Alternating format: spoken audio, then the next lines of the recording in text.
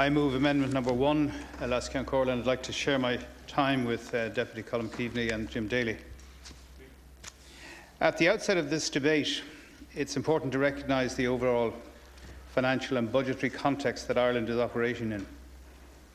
We are relying on funding being provided through the EU-IMF Programme of Support for Ireland for the provision of our day-to-day public services, including funding of our education system, as there is nobody else that will lend money to Ireland at rates that we can afford. It's also worth remembering, this House, that the extraordinarily difficult situation in which we find ourselves has arisen because of the catastrophic mistake made by the last Fianna Fáil government to inextricably link Irish sovereign debt, the debt of this republic, with the debts of bankers and speculators when it introduced in this chamber the ill-fated bank guarantee of September 2008. I know you don't like the facts. I know you don't like the facts. Don't like the truth. Order for the Speaker. We would not be debating this or other cuts in public expenditure if Fianna Fáil had lived up to their responsibilities in government. Years of profligate, irresponsible spending, funded through debt and borrowing, were matched by economic policies which cost Ireland's economy our competitiveness and reputation as a good place to do business. And can I tell you, back in 1997, when the coalition left government, we were the most competitive economy in the whole of Europe. Look at where we are today. All of this was subsumed to the higher aim of a cynical strategy geared at winning elections, and yes, you were very successful. I have no doubt that the failed policies of Fianna Fáil have landed us in the economic mess that we are in. The biggest challenge facing the present government is to step back from the edge of national insolvency. Now, having brought our country to the verge of ruin, what does Fianna Fáil, which likes to style itself as responsible opposition, which says an awful lot about you, Deputy Crowe and others, you're irresponsible opposition, I presume. They act as if we are in normal times, opposing virtually every measure the government has to take. You would be hard-pressed to find constructive proposals from Fianna Fáil to find savings in education, other than vague references to getting more out of the Croke Park Agreement. Fianna Fáil is having it like and behaving like Lady Macbeth of Irish politics, shouting, "Out, damn spot, out, I say." You do not come into this debate with clean political hands tonight, and don't prompt me with your heckling because I might get closer to the bone. As a former Minister for Education, for example, Deputy Micheál Martin knows very well, your current leader, that almost 80% of the budget that I have goes on pay and pensions. He also knows that we have to find places and teachers for the additional 70,000 primary and secondary school pupils who will be coming into our buildings and school buildings over the next 6 years.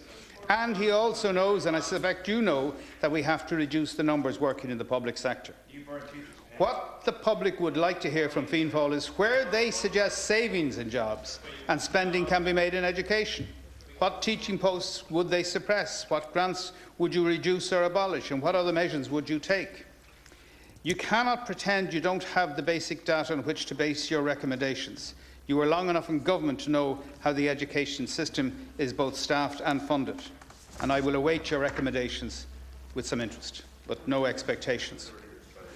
In the meantime, it is absolutely essential that we close the funding gap between what we take in from taxation and what we spend on our day-to-day services.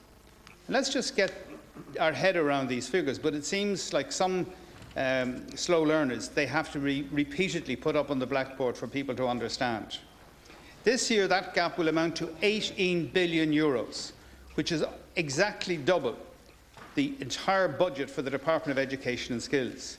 Last December's budget will, it is hoped, close the gap by a further 3.8 billion and reduce our deficit to 8.6% of GDP this year. But to meet the Memorandum of Understanding, which you put around the neck of this Republic, we have to take that 8.6% down to 3% by 2015. And that means, unless we get a bounce in economic growth, and that means a recovery of the euro and our exports, we are facing a difficult budget next year and the year beyond. no matter who will be in government. We cannot be under any illusion about the serious situation in which we find ourselves. As I have said on many occasions, our finances must be put back on a sustainable footing so that we can re-enter the financial markets in order to continue to fund our public services and restore our country's economic and social well-being. Achieving savings in the department's budget has required very difficult decisions to be made, particularly at a time when the school population is increasing, and we want to be as fair as possible in making those decisions. A key part of our overall budgetary strategy is a requirement to reduce the public sector payroll. Indeed, it's mandatory. It's called the Employment Control Framework. Reductions in the public service pay bill and staffing numbers will continue to play a part in expenditure consolidation. One third of all public sector employees in this state work in the education sector, so it is simply not possible to completely exempt staffing levels in education from the government's need to reduce expenditure. The budget, which was agreed in December, was challenging for all of us. We made difficult decisions, and there will be more difficult budgets next year and the year after, as I've already intimated. But there is also hope. Just last week, the NTMA successfully returned temporarily ahead of time to the bond market. That is the first sign that markets believe that we will be able to stand on our own 2 feet by the end of this programme. We need to build on that as a government, to continue working to get people back to work and to protect those who cannot afford to pay their debts, and to build upon all of the best features of our education system. Let me turn now to the question of rural communities. I've heard much in recent weeks suggesting that there is an urban-rural divide in Irish politics, or that the budgetary measures enacted by this government represent an attack on rural Ireland. And could I say to the deputies present, this little island of ours, with its relatively small population, has been riven by divisions of one kind or another for the last 200 to 300 years. We don't need a new manufactured artificial division. I may represent an urban constituency, but nobody in Ireland could fail to appreciate the importance of rural communities to our society. Small rural communities represent a cornerstone of Irish heritage, and it is important that modern Ireland continues to recognise the importance of these communities. In recent years, yes, they have been threatened, not by overt political action, but by the ever-increasing trend towards urbanisation in all of the developed world, in all 5 of its continents. Agriculture is no longer our dominant industry, although I'm happy to see that it is now thriving again. In many rural communities, I recognise that the school, both the Catholic and the Protestant churches, the GAA club and the local shop are the institutions on which and around which the community is built. These are foundations which we must seek to protect. But the continuing trend towards urbanisation does continue to pose a threat to those foundations, and that is a threat which we cannot ignore. For example, between 1963 and 73, 2 revered leaders of Fianna Fáil, Sean Lemass followed by Jack Lynch, closed 1,000 1- and 2-teacher schools in rural Ireland. 1,000. Seamus Brennan in 1992, as Minister for Education, had a policy for the amalgamation of all schools with 4 teachers or less. We've been here before, and you guys were here at the time, so just remember it. In many communities, this trend has already seen the closure of the rural shop or pub. I'm talking about urbanisation. We must now have, I believe, a genuine conversation about the role that can be played by rural schools and how we can reshape our school system to ensure that these communities are supported and maintained. And let's have that debate in the context of the second decade of the 21st century. Let's look what's happening across the water or north of this border, where the Minister for Education, John O'Dowd of Sinn Féin, is contemplating closing upwards of 100 schools because of rural depopulation. Last Monday week, I participated in a conference with the Chief Inspectors of Scotland, Wales, Northern Ireland, and Harold Heaslop here in the Republic. Those communities, and communities in Australia, in New Zealand and in Canada, are dealing with how do you square the circle between maintaining rural communities in the modern age, delivering education at the same time as recognising the changes that are there. So we have to look at a reality that is happening. And unlike the King Lear of Fianna Fáil, Deputy O'Keefe, we can't turn to the tide of urbanisation and say you're not coming in.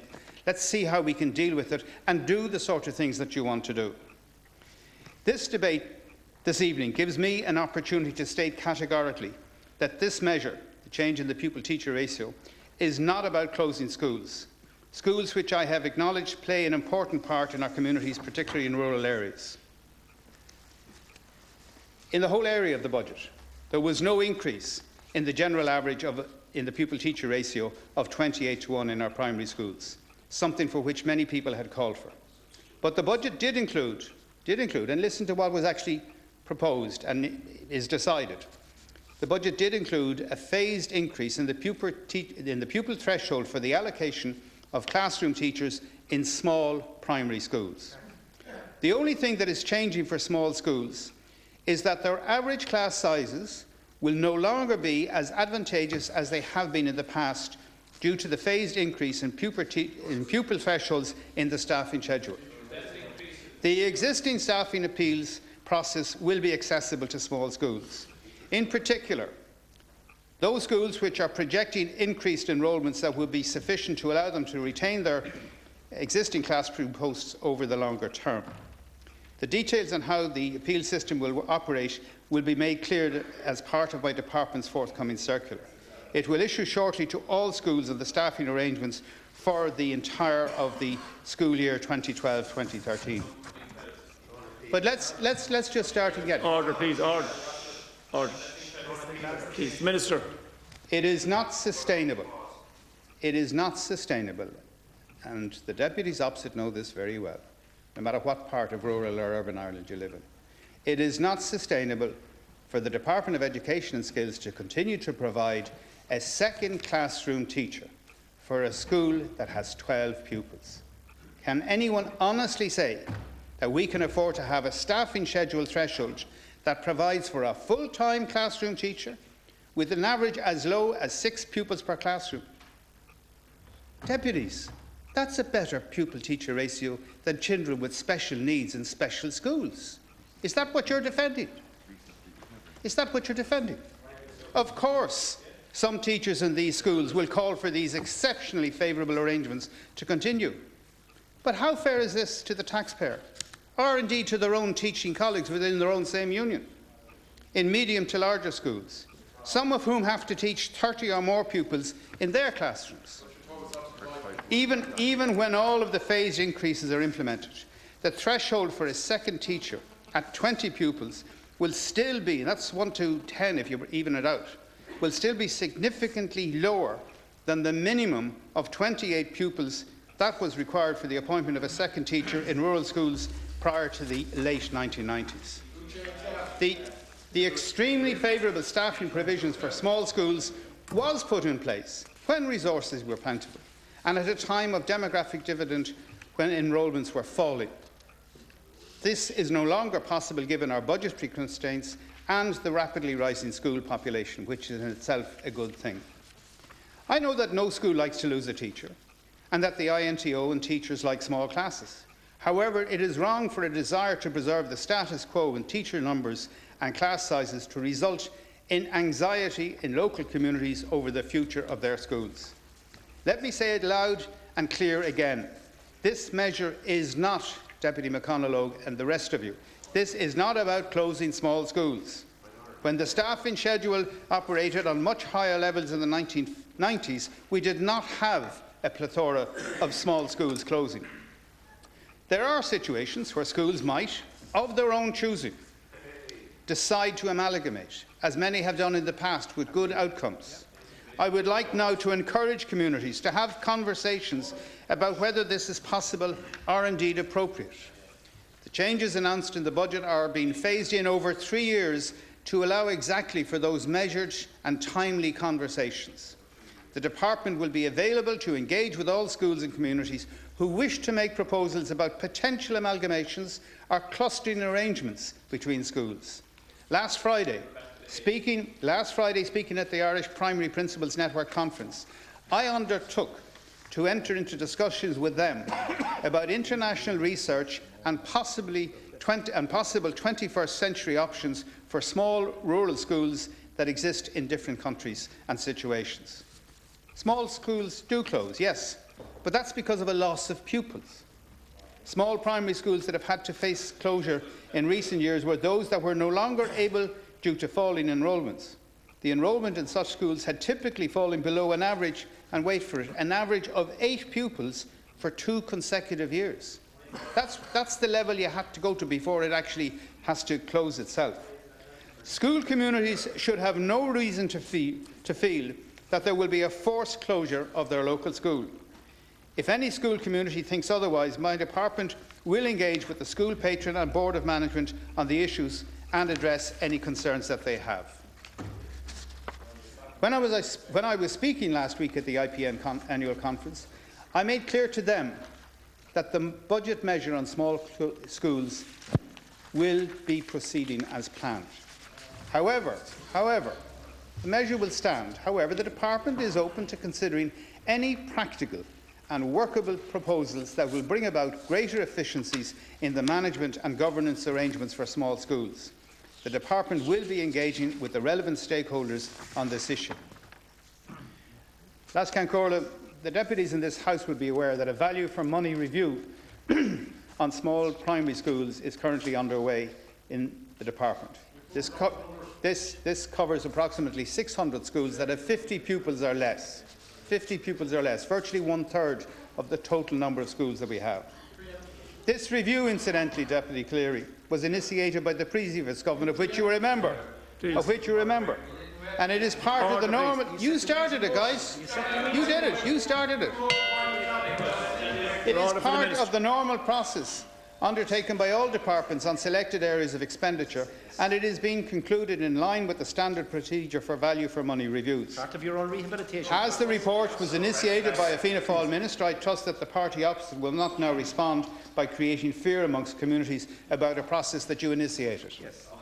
I expect that the report of the review should be available to me in about the next 8 weeks, and when it's available, it will be published and considered by all of us. If you like, we can have a debate in this House about it. Among the issues that will have to be taken into account in that debate are questions such as the availability of diversity of provision, ethos of schools, parental choice, the language of instruction, travel distances, transport costs, and the impact of schools on dispersed rural communities. Problems that are not unique to Ireland. They've been faced by our neighbours in the north and across the water on the island of Britain. The review will examine the locations of small schools relative to each other and to other schools of a similar type. It will also examine the costs of running small schools and the educational outcomes associated with small schools. It is also necessary to consider the needs of local communities and wider social and cultural factors. Public consultations were conducted as part of the review in order to obtain the views of stakeholders. A very large response was received, and a common theme from the submissions from the public on the review was the important role that we recognise on this side of the House that rural schools play in the social fabric of rural Ireland, and this is something that all of us are fully aware of.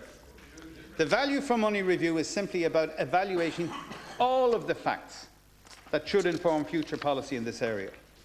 Educational quality of outcomes for the students must be one of the main criteria in any consideration of the primary school size. However, it is important that staffing levels in our small schools are set at an affordable and sustainable level, particularly in these difficult times. Many of you, I'm sure, have fond memories of your own time in small schools when class sizes were much larger. I would suggest that you are more likely to remember the name of your school principal or teacher than the quality of education that they provided, rather than the number of pupils that sat beside you in the classroom.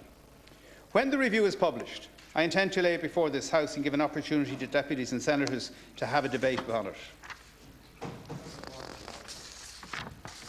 Can I conclude, Alaska Corla, by stating that, as a member of the Labour Party, building and protecting public services has been always one of our core beliefs. However, we also have to ensure that our public services are affordable and sufficiently flexible and adaptable to meet the needs of Ireland in the second decade of the 21st century. In essence, we have to be able to achieve more with less, as every household in the country is currently battling with. The Government has committed to achieving the necessary savings in public spending required by reducing the overall number of public servants. This means improving our health system with fewer nurses, doctors, maintaining our infrastructure with fewer engineers, and yes, educating our children with fewer teachers. Can I conclude by saying, at a time of great strain on our public finances, we have to ensure that the very valuable but limited resources available to the education system are used in the best possible way. As we have stated in the counter-motion before the House this evening, we are trying as a government as best as possible to protect frontline services in the education sector at a time of rapidly rising enrolments. I reject the sensationalist claims contained in this motion and indeed the sensationalist noises that are coming from certain meetings around the country where facts are not in fact being part and parcel of the discourse. Thank you. Deputy